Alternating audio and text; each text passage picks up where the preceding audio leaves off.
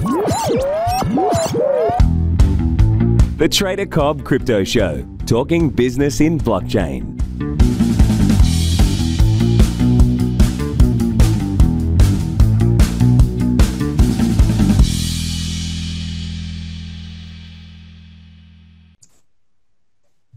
G'day everybody and welcome to the Trader Cobb Crypto Show.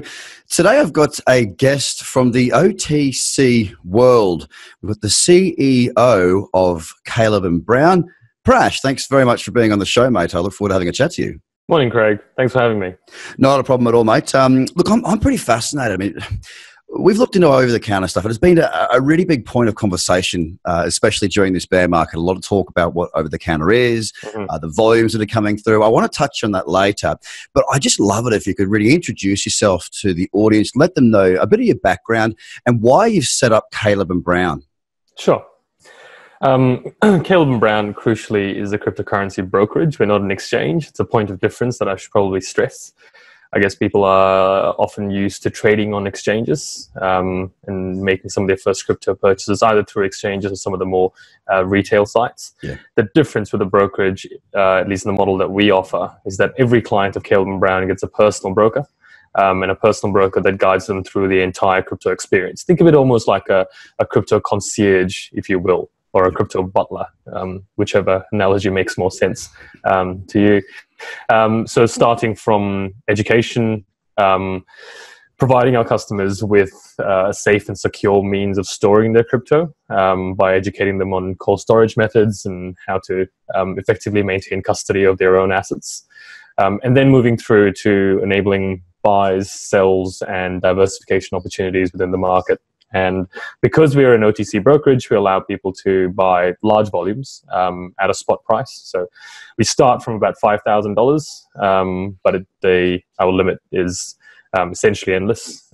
Whatever our clients want to purchase, we enable them to purchase. We take payments in every major fiat currency and allow our clients to buy any of the cryptocurrencies out there. So whatever our clients are looking to access, we procure that for them. And then we're able to close the loop with in-house tax consultancy on the other hand. So the idea is to create a sort of a one-stop shop where any of our clients get guided through the entire process, the entire crypto journey. Well, it sounds very much like a traditional market broker. I mean, when I was trading in those markets, you get somebody that when you pick up the phone, somebody's there, a real human being. Now, I know that might sound bizarre, and to a lot of the audience, for those of you who haven't purchased any crypto, that haven't entered this space, but you have invested or you've traded even in traditional markets, the real difference is when you trade in traditional markets, you can pick up the telephone and speak to Doug, Barry, Stephanie, Sally, actually speak to a real human being. In crypto, that is a real benefit to have because it's not likely. Well, it doesn't happen. No, that's right. And the reason why this all began when we started this, even we've been operating for about 2 years now. And even 2 years ago, it was still very much more cowboy country compared to what it is now. And trying to get support tickets now are hard. Trying to get support tickets back then was virtually impossible. Yeah. And to have, like you said, actually someone on the phone you can speak to, someone you can hold accountable, and someone who's always going to be there on hand to help you out through this process is a huge benefit that we saw needed to be addressed in this market. And that's what we provided. Well, I love it. Look, one question I've got for you, like, you've been around for 2 years, which obviously that means you've been in the space for at least 2 years. But why here? I mean, you're an accomplished fellow. You've got a great team around you. You're a smart dude. What brought you into this space, and why is it you're building businesses in this very niche market, which is niche at the moment, of course. We hope that it won't be so niche in years and maybe decade to come. But why this industry? What's brought you here and given you the passion to go through the process of what is a very rocky path? It makes life a bit of a fight, yes. From a very narcissistic point of view, this is the future, Craig, as far as I'm concerned. And I wanted a slice of the future. That's the very blunt answer as to why. And in trying to formulate that, I remember thinking, well, how can I create a slice of this future that's going to be sustainable, and that's going to be actually aid the community? It's going to be a service that people will want more and more as time goes on, and that's certainly paying dividends now, because as more people are trying to enter the market and finding that they have no idea how to, as they're hearing more and more about crypto, they're hearing it being talked about at family barbecues. I expect there'll be a lot of crypto talk over Christmas. As they hear more and more about it, there's this sense of, oh, well, this is, I keep hearing these words, I keep hearing this ecosystem floating around me, but I have no idea how to access this. And to be able to provide a service for that market, which is only going to get bigger, I think it's incredibly valuable, and it's something that I saw as very necessary. And at the moment, I mean, are you guys, obviously we've had a crypto as a whole, the crypto asset community, it's been a tough year for people that are just hodling. Okay, the people that have bought, especially this time last year. I mean, I think today was the day that we maxed out at nearly 20,000, literally today on the nose. Yeah. I mean, from that point of view, a lot of people have seen their assets shrink, let's say, because if you sell, you realize the loss. Now, we can talk about some of the tax effective options that you guys have been working with your clients on as an additional benefit for them. But before we get to that, have you been bringing a lot of new clients in this year, or has it just been sort of reshuffling of portfolios of clients of old? Well, it's a mixture of both. Thankfully, and I say thankfully because I think for those of us who've been trading for some time, you realize that you make your money in a bear market, really. You set up everything in the bear market. You make your purchases in the bear market. That's when you should be going in. And too often, market psychology or human psychology really dictates that people buy on the up and sell on the down, which is unfortunate. Thankfully, we've had quite a few people who've not been reacting that way, who've been seeing this bear market as an opportunity to get in. And a lot of those people are the kind of people who aren't necessarily reacting as speculative investors, but are people who've understood the technology, which for me is absolutely vital if you're going to be entering the space. Who've read and understood the technology and see its promise for the future, and are not being necessarily swayed by the speculative talk that's been swirling around for so long. It's those people who are getting in and putting fresh money into the market, and I applaud them, and I'm very glad that they're there, because it continues to restore my confidence in the way this market is going to progress. But equally, for our existing client base, while some of them are putting more money in, there's also quite a large proportion who don't have more fiat currency to put in. And for them, we've got a number of options that we've offered. One, which is reshuffling the portfolios, getting things set up for when the bull market hits. That's one big element. And the second element, which we'll probably talk about a bit more, which is probably the most helpful thing we've been able to do for our clients, is restructuring their holdings into more tax-efficient structures. So is that basically, as the financial year comes to a close, basically looking to realize a loss and then maybe get back into that same token again, or respread the portfolio so that they can realize a loss, go to their accountant and go, hey, look, here we are. We're all good to go. You can wipe that X amount off for me, please. Is that? It's sort of that with another added layer onto it. So it doesn't have to be related to the end of the financial year. Okay. Near the end of the financial year, we had a huge rush of people coming in to do exactly that. And granted, but people forget that it doesn't have to be done at the financial year. And in effect, in reality, the best time to do it will be according to market timing, not according to financial year timing. And considering the price point that it is now, yes, there's a lot of clients who bought in at a much higher price point and who are now seeing their portfolio having diminished in value considerably. It makes it a great time to sell out or convert back into fiat currency, register that capital loss, which makes it quite useful when it comes to time to do your taxes at the end of the financial year, and then buy straight back in at the same price. I mean, if you're in this for the long run, you want to stay in this ecosystem, then you want to stay in this ecosystem. But to stay in this ecosystem, rather than staying in it as an individual, our tax team, which we have in-house, sets people up with trust, which allow them to then buy back in under the trust, holding it in, therefore, in a much more tax-efficient structure, so that when the price point does start to go up and they do start to want to liquidate and actually realize some profits, they're doing that in a much more tax-efficient structure than they would have if they'd held it as an individual. So that was one of Sorry, that was one of my questions was, because if you sell now and then you buy back under the same entity, then effectively when the market does go up, you're still going to be due for the same tax. So Absolutely. mind you, it's much easier to pay your taxes when you've got a lot of money. You've got to pay a lot of tax, but you've got the money there than it is, if you've had a tough year and you think, well, you know what? I'm going to save myself 50 grand, 100 grand, whatever it may be, or less, whatever the number is, write it off. And you go, okay, well, that was a nice little Christmas present for myself, or Christmas in July present. So, but you've got that in-house team, the accountant, the strategy, the whole thing to set it up. Which is what makes it something really useful for our clients, because we not only have the brokerage service, we also have an in-house tax team that is able to do this whole thing. And unlike exchanges where, or other retail sites where buying through a trust can be a very complicated process, we can enable that entire process for you. So it's the equivalent of giving us a call, sending us the crypto.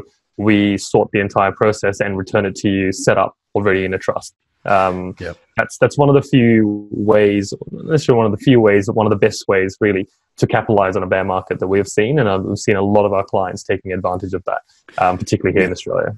And we have seen, personally, I see as someone who's trying really hard to educate the space, not just on trading, but, on the interviews that I do, on the travel that I do, I'm just trying to understand it myself to a certain extent. The trading side's easy. I've got that down. That's what I do, right? But the technology, the people, the opportunity, that's where I get to speak with people like yourself that are much more advanced in the technological advancements and abilities and future of this space. And trying to educate. And I think the issue at the moment and what we've been working on is a couple of new products that are there to really bring new people in. And it's through companies like Caleb and Brown, I think that's probably going to be the path of least resistance, simply because, if you've got your baby boomer investors, 55 plus, that they might have an SMSF that they might want to work with. They might just have a bit of extra cash because, they've been around long enough, they've made some money, and they think, well, maybe my son or daughter isn't that stupid. Maybe now is the time to get some investment in the crypto asset space. The problem is it's really difficult to link a clear and obvious understanding because the younger generation talks in the tech-savvy generational talk. Now, I don't talk that way, right? So trying to just bridge that gap between understanding and how to buy and what the space actually is. And if we can do that, I think we'll have the influx of fresh money at the right time. Now, if these people then go ahead and make money, they tell their friends, and that's the next hype cycle that we get. And it will happen again. It will. That's the pattern that we've always seen. That's a pattern that will continue to be there. And you're absolutely right about that kind of market, that kind of money that we want to start seeing more within, coming into this market. And Telegram groups are not going to be the way that that baby boom market is going to enter this. No. They're not going to be using Telegram. It's not going to be Signal. It's not going to be, I don't know, you can rattle off a list of all those different things. Yep. Correct. What they're used to is the way that the traditional financial incumbents have always worked. That model, that traditional stockbroker model, the financial advisor model, that's what's trusted. That's what makes sense. That's exactly sort of what we're trying to provide. And I think any service that speaks to that market is the kind of service that's really going to help the entire community, really, in terms of bringing in new investment. Because what's good for you as a business is good for me as a business, is good for James down the street who's an investor in crypto and Jane who's also an investor. And I think one of the chasms that needs to be created or bridged is that people they say, it's Bitcoin and crypto, it's an inclusive asset class. Anybody can buy some, although we don't want the bankers in there. It's like, hang on, mate. Look, this is the thing. If you want to have your moon Lambos, you need to have fresh money come in. Now, where is that fresh money going to come from? Well, the money, there is money in the space that's come and gone, and there's a lot of people burning. So we need that fresh money, and it needs to be big enough to sustain enough growth to get us about at least 10,000, I think, to get the media back involved. And once the media get back involved, that next cycle kicks off again. So it needs to come from somewhere. There was a recent E&Y study looking into the total assets under management of high net worth individuals that are being held by wealth managers and financial advisors, and sitting at about $70 trillion. All we need is a sliver of a percentage of that $70 trillion to kickstart the next wave. And if we're not aiming to better educate and to bring alongside the traditional financial incumbents, then we're not going to win this race. We're lost without them. Yeah. And that's not coming from a place to say we need them as far as we don't like the banks. It's just a reality check. We do need to have big business involved. We do need to have a marketplace that's a real marketplace. I mean, $100 billion market, Apple could buy that based on its balance sheets, debt free probably right now. You know what I mean? Like it's not a coffee money, Craig. Even after it fell, right? Even after the most recent carnage in traditional markets. I mean, this market is still so small, and I know a lot of people are hurting out there at the moment, but if you get some perspective on what's actually going on, the smart people aren't going. The smart people are coming. They are building. They are working hard. Companies like yours as well are in there creating things that are actually going to be used and things that people will help to bring them in to understand from the traditional buying broker system that these traditional market players are used to. You're providing that all the way through the tax and everything in between, setting up the custody because you don't have custody of it, which means it's a lot safer. So I'm really happy to have had you on here, Prash. It's been really good to get an insight into what Caleb Brown is doing, where you're at, and I look forward to working with you again in the future. Guys, if you want to know more about Caleb Brown, we've got a link below. It's tradercobb.com/links, and you can find in there more information about Caleb Brown. And I look forward to working with you in the future and seeing what comes. Anything for 2019 that you think we should be keeping an eye out for, mate? For me, my key message is still, let's see what regulation brings. I know there's a lot of purists within the space that shy away from regulation. They see this as what essentially should be an unregulated industry. But again, going back to the earlier conversation that we had, regulation is going to be what enables the mainstream to gain more confidence in the space, and able to invest in the space. And considering some of the cowboyish behavior that we've seen, considering the way the whole ICO wave has risen, tumbled, and the lessons that we've learned from it, I don't think regulation is necessarily a bad thing. No. If it enables us to ease the transition of cryptocurrency into a more mainstream investing instrument. 2019 is going to be a very fascinating year to see how exactly that regulation starts to take root. And for me, that will be one of the big drivers towards getting more mainstream investment and eventually a price rise. And crucial to that is having the infrastructure set up to enable that to take place, which is why companies like us exist, getting the infrastructure set up. And the second part of it is the education piece, which is, I guess, why you exist. The more education there's out there, the more people are able to invest safely and securely. I'm with you on that. Regulation brings legitimacy, brings assets in, brings traditional markets, brings funds, brings the big players, and that brings smiles to our faces because that should also bring the bull market. So with that, Prash, CEO of Caleb Brown, thank you so much for your time today. Really appreciate it, and I wish you all the best and a very Merry Christmas to you and yours. Likewise. Same to you, Craig. Thanks very much, guys. Bye for now. Cheers. Bye-bye. The Trader Cobb Crypto Show, talking business in blockchain.